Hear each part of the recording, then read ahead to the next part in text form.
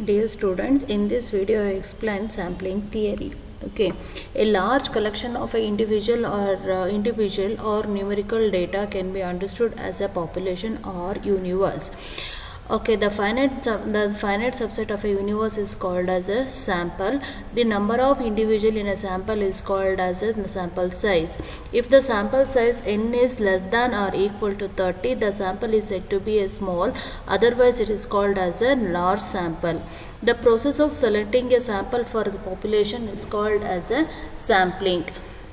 The selection of an individual or item from a population in such a way that each has the same chance of being selected is called as a random sampling. Next we come to testing of hypothesis. In order to arrive at a decision regarding the population through a sample of the population, we have to make a certain assumption referred to as an hypothesis, which may or may not be true.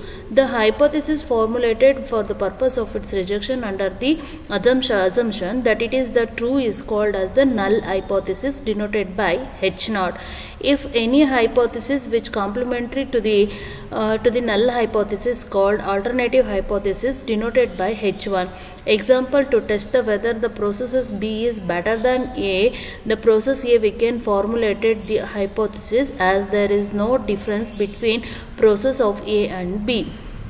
Next we come to significance level. The probability level below which leads to the rejection of the hypothesis is known as the significance level. This probability conveniently fixed at a 0.05 or 0.01, that is 5% or 1%. These are all selected in significance level. The test of significance and confidence interval. The process which is help us to decide about the acceptance or rejection of the hypothesis is called as the test of significance. Let us suppose that we have to normal population with mean mu and standard deviation sigma. If x bar is the sample mean of the random sample of size n, the quality z is defined by z is equal to x bar minus mu divided by sigma divided by root n, is called standard normal variant. The normal variant, the graph of the normal variant is like this. Okay, here the accepted rejection is z varies from minus 1.96 to, that is 0.5 is divided into 2.5%, 2.5% like that. Okay, the rejection level, the rejection of this rejection here like that, minus is there. Next 5% level of the significance like this, and here 1% of the significance. In 5% level of significance, 95% of confidence that we can accept the H0. H0 means null hypothesis. In 1% level of significance, 99% of confidence that we can accept the H0.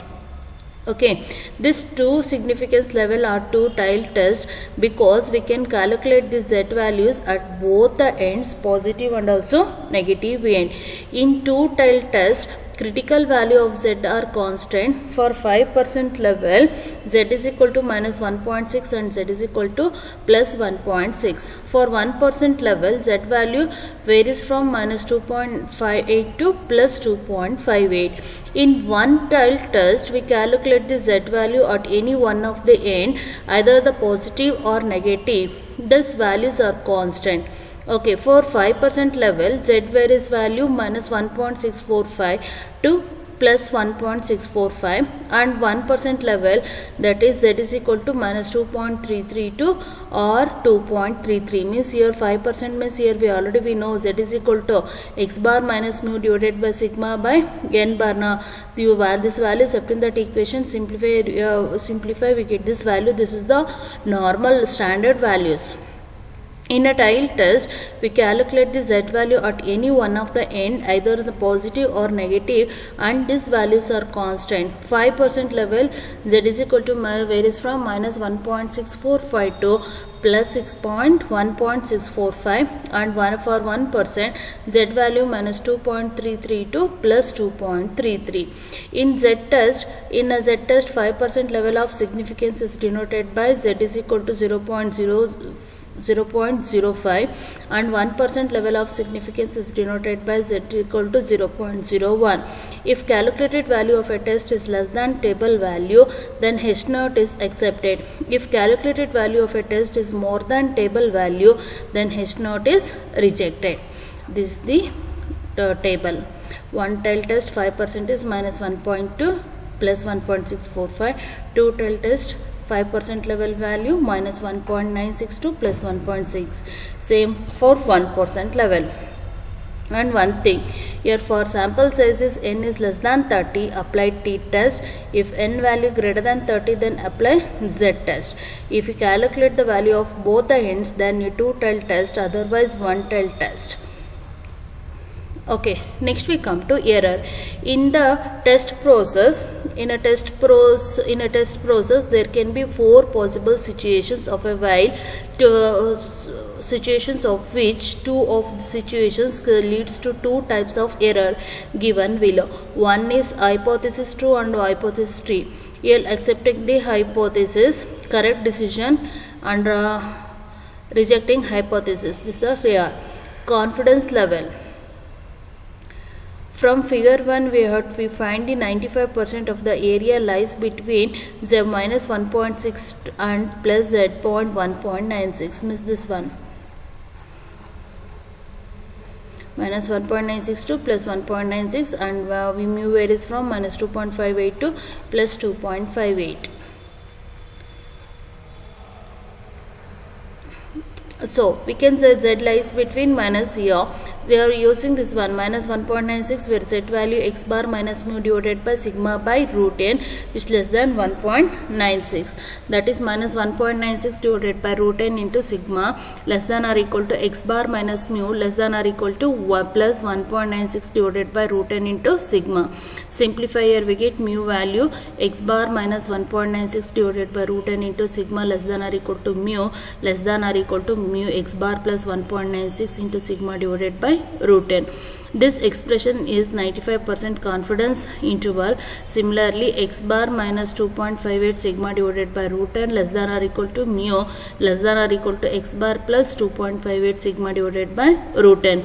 This expression is 95% confidence interval. Next we come to test of significance of proportions.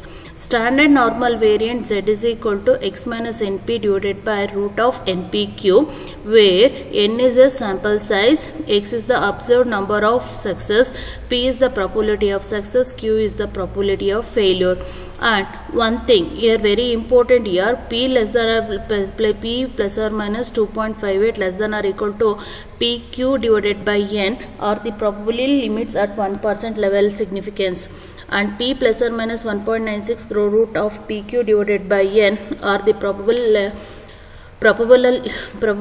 limits at 5% level of the significance, where root of pq divided by n is the standard deviation or standard error proportion of success. Now come to the problem. A coin tossed 1000 times and head turn up 540 times. Decide on the hypothesis that the coin is unbased. So here let us the coin unbased means the probability getting the head in one toss is p value 1 by 2. Is it now? Here p is a head is a one face out of two face, that is p is value 1 by 2 and q value 1 by 2. Then n value, here toss the coin 1000 means n value 1000. So and here x value, that is the condition, we had turns up 540 time, then x is equal to 540. Now all the values kept in this equation, x minus np divided by root of npq, that is simplify here, which is equal to 2.53. So z is equal to 2.53 is greater than 0.05 then 1.96 and 0 less than 0.01 means 2.58. Thus the hypothesis accepted at 1% and rejected at 5%. Level of significance. It is the level of significance now. Here table is there now. See, 1.96 5% level, 2.33 means your 1% level. 1% level of significance. The coin unbased at 1% level of significance. Next, take another problem to explain this one. In 324 throws of a 6-faced die, die on odd number of turn up 181 time, it is reasonable to think that the die is an unbased one. Let assume the die is unbased. The probability of turn up of the odd number is a single throw. Then P is equal to 3 by x, which is equal to 1 by 2. That is Q value also 1 by 2. Then sample size n is equal to 324. Then observed number of successes is 181. Now all the values substituting this equation, simplify here we get 2.11. 2.11 means 2 less than 2.5. It means it is 1% level of significance. Therefore, the unbased at the 1% of significance. Like that we have to calculate the value. Thank you.